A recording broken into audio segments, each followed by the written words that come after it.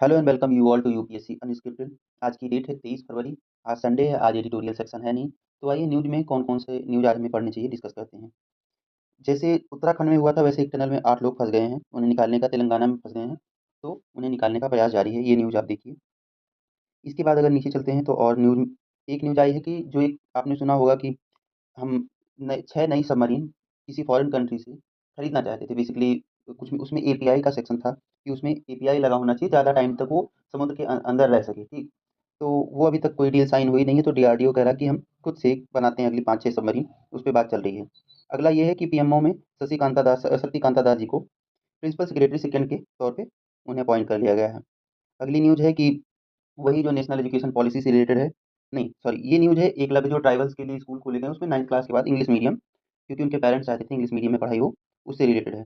उसके बाद एक बहुत अच्छा आर्टिकल ये आया है कि ग्लेशियर्स जो पिघल रहे हैं, बेसिकली ग्रीनलैंड का जो आइस पिघल रहा है, वो कहते हैं कि ओशियन में पानी बढ़ने का बेसिकली वाटर लेवल के बढ़ने का एक मेजर रीज़न माना जा रहा है इसको। इसमें क्या है कि वहाँ पे जो एल्गी हैं, वो पता नहीं कैसे एक्सट्रीम कंडीशन में वहाँ पे बन रहे हैं और काफ़ी ज़्यादा एरिया में वो फैल रहे हैं। आपने पढ़ा होगा जो एल्गी होता है, वो ब्लू ग्रीन एल्गी या कोई भी एल्गी, ये बहुत ज़्यादा कोल्ड वाटर में नहीं रह पाते हैं। लेकिन अब यहाँ पे तो एक्सट्रीम वेदर है, उसमें कैसे सर्वाइव कर रहे हैं उससे रिलेटेड है, आप पढ़िए।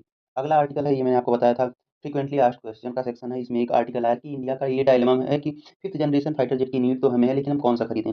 और मैंने इस पे 2 वीडियो बनाए, एक जनरेशन वाइज़ कौन-कौन से फाइटर प्लेन कैसे-कैसे होते हैं, और दूसरा वीडियो अभी आपको आज 9 बजे मिल जाएगा सुबह।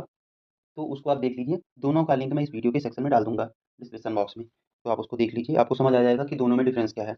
अगला आर्टिकल है कि 3 लैंग्वेज पॉलिसी, वही नेशनल एजुकेशन पॉलिसी, तमिलनाडु का जो फंड है उसको गवर्नमेंट ने होल्ड कर लिया, क्योंकि वो इसके साथ में जो नेशनल एजुकेशन पॉलिसी है उसको अपना नहीं रहे हैं। तो गवर्नमेंट बेसिकली उनका मत क्या है कि 3 एजुकेशन पॉलिसी में गवर्नमेंट ने बोला है कि एक आप रीजनल लैंग्वेज प्लस में एक इंग्लिश तो रहती है, तीसरे पे आपको एक लैंग्वेज पढ़ा सकते हैं। तो उनका ये कहना है कि गवर्नमेंट बेसिकली फ़ोकस कर रही है और फ़ोर्स कर रही है कि हिंदी को पूरे देश में रिकॉग्निशन मिले और उसको भी एक सब्जेक्ट के तौर पे पढ़ाया जाए उस लैंग्वेज में। तो ये है मुद्दा, काफ़ी क्रिटिकल मुद्दा है, ये समझ से परे है इतनी आसानी से इसको। ये कंट्रोवर्शियल कुछ ऐसा है कि आप इसको समझा नहीं सकते हो।